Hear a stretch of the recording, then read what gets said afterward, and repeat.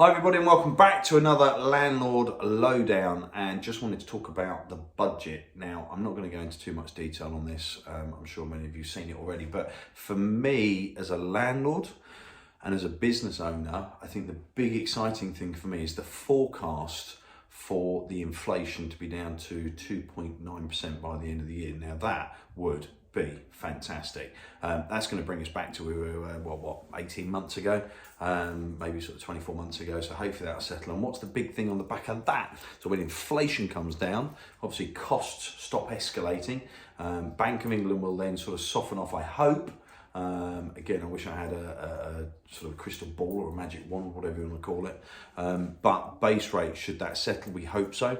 Mortgages then become a little bit more favourable, because I'm having an awful lot of conversations. Actually had one this morning with an old friend of mine about coming off the end of their fixed rate buy-to-let mortgage, looking at maybe a 2-year fixed, what the cost differences are, as opposed to kind of just leaving it on a rolling, sort of, I suppose, he said rolling tenancy, but no, yeah, you kind of month-to-month payments with your mortgage, so it's just a variable rate effectively.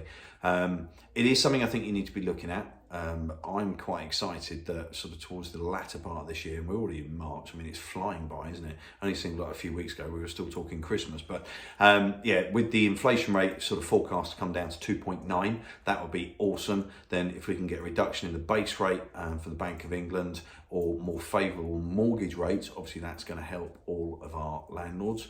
The other thing that keeps cropping up, and I seem to be sort of covering it every single week, is rent increases. And again, I will go on record that I'm not sort of saying that we need to put all the rents up to make everybody homeless. God forbid I'd ever say that. But what we need to be looking at is, how is that working for you as a business on the rent that you're getting against the mortgages that you're paying?